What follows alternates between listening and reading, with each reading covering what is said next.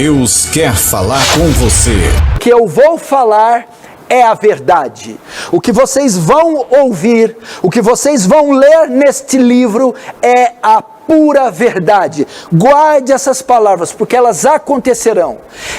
Porque elas são verdadeiras. Como está escrito em Apocalipse 21, fiéis e verdadeiras são estas palavras. Apocalipse 22, 6 também diz: fiéis e verdadeiras são estas palavras. Então, as palavras de Deus, a Bíblia, o livro de Apocalipse, deve ser levado a sério. Então ele se diz como santo, divino e aquele que fala a verdade. E o texto continua: ele também, Cristo, é aquele que tem a chave de Davi. Que chave é essa? O que ele está querendo dizer com a chave de Davi? Ele está falando aqui do seu reino, daquele reino que ele deu a Davi e daria para o descendente de Davi. E este reino, a chave de Davi, significa o reino de Deus. Ingressar no reino que o Senhor trouxe a nós, aquele que se integra à fé, aquele que se integra à igreja do Senhor. Então ele está dizendo: eu tenho a chave de Davi. Significa a única maneira de entrar no reino é através de Jesus. Só eu tenho autoridade de colocar alguém neste reino. Alguém só entra neste reino, alguém só se integra à fé, alguém só entra para a igreja, só faz parte da igreja de Cristo através de Cristo. Ele é o único caminho. Eu sou o caminho, a verdade e a vida. Ninguém entra no reino a não ser por mim. Só há um mediador entre Deus e os homens, a saber, Jesus Cristo, o homem.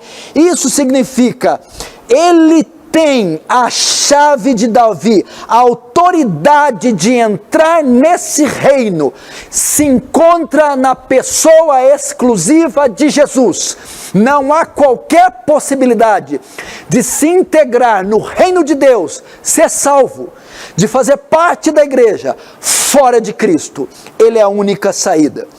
E ele diz que tem a chave de Davi, e é ele que abre e ninguém fecha, e é ele que fecha e ninguém abre.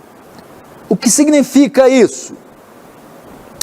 Primeiro, é ele que tem autoridade, e ele abre, só ele que abre, e abrindo ninguém fecha, e só ele que fecha, e fechando ninguém abre. É a continuação do termo anterior. Só se pode entrar nesse reino através de Jesus, e só entra no reino aqueles que o Pai entregou ao Filho, aqueles a quem o Filho permite vir. De outra forma, aqueles que o Filho não permite não entrarão no reino. Então fala da autoridade suprema de Cristo em trazer para si pecadores, em não permitir que pecadores venham.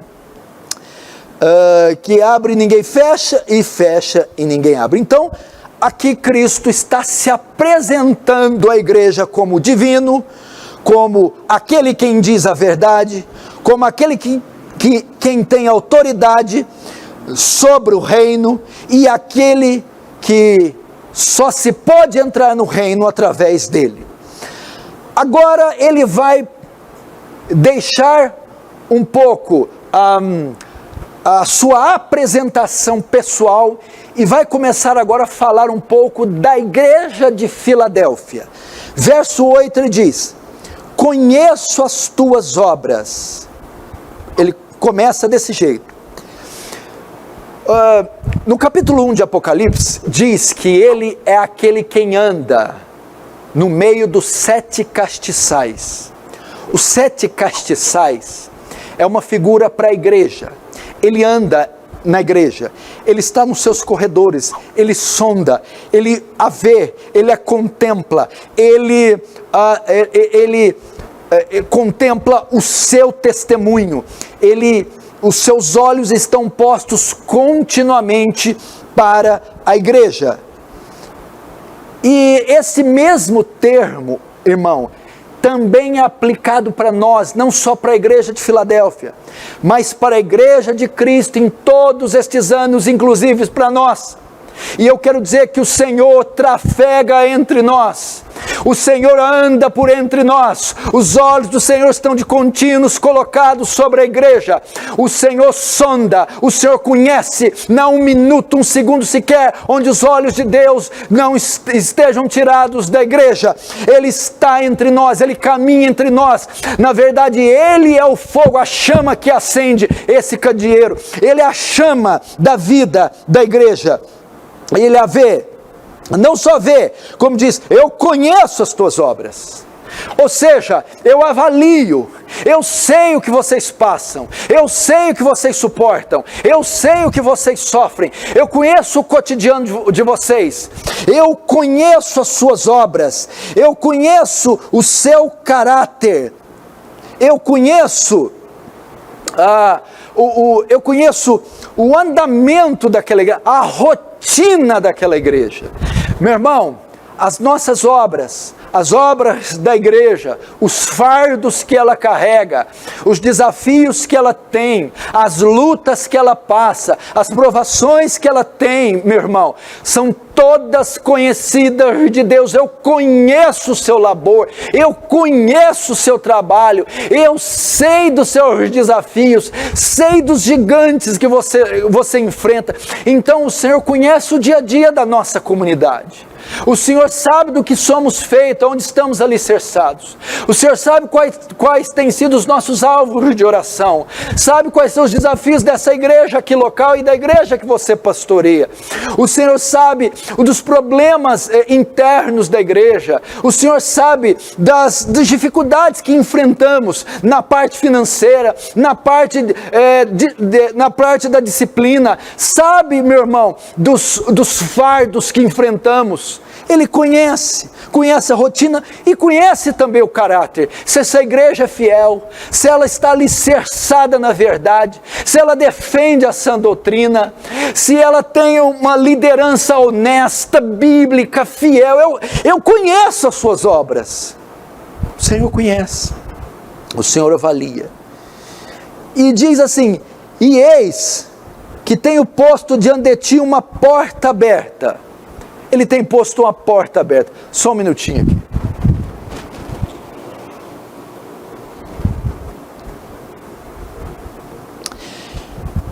Verso 8 novamente diz, conheço tuas obras e eis que tenho posto diante de ti uma porta aberta, a qual ninguém pode fechar. O que Jesus está querendo dizer com isso? Eu conheço as tuas obras e eis que tenho colocado uma porta aberta diante de ti que ninguém pode fechar. Há duas interpretações para isso. Primeiro, é porque essa igreja estava inserida num contexto grandemente judaico, de maneira que eles achavam que os da aliança eram só os judeus, e eles não podiam ingressar na aliança, os gentios.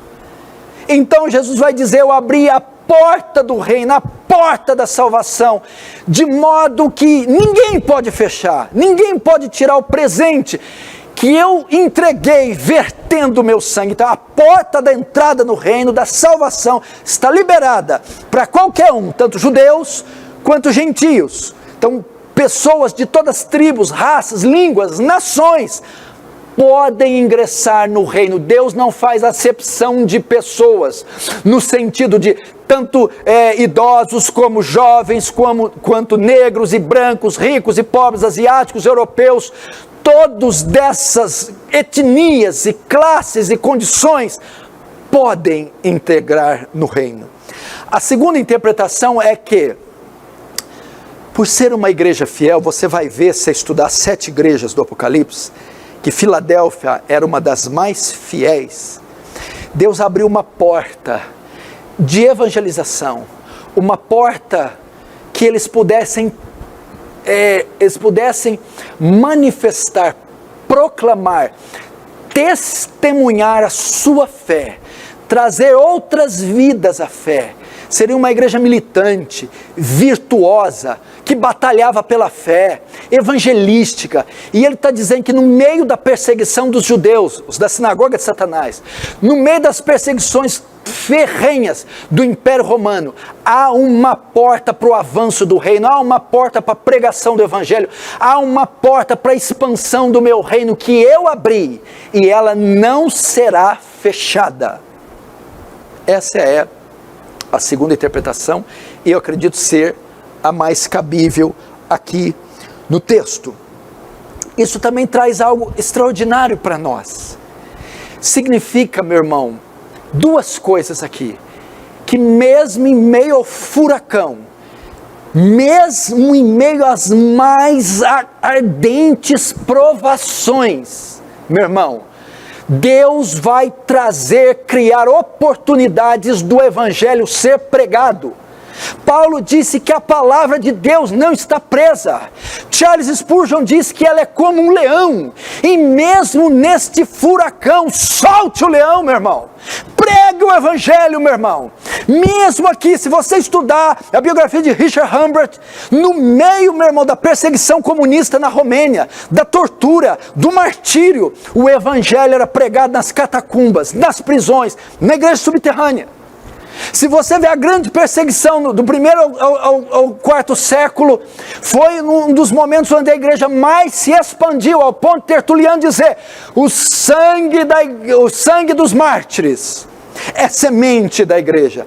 Ou seja, mesmo que os olhos do mundo estejam voltados para a peste, para o colapso econômico, mesmo que o comércio esteja fechado, as pessoas estejam de quarentena, ali Deus vai abrir portas para o Evangelho ser pregado.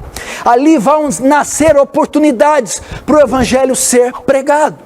E a segunda coisa, ele diz que eu abri uma porta e ninguém pode fechar. Ninguém pode fechar. Não há poder soviético, russo que possa fechar. Não há estadista chinês, coreano que pode fechar. Não há decreto de lei, não há estadista, não há monarca, não há rei que possa impedir o avanço do reino. Eu abri uma porta para você, e uma porta da expansão do reino, da pregação do Evangelho, e não há lei, não há ideologia, não há sistema, não há governo, não há potestade, não há principado que a feche. Não há.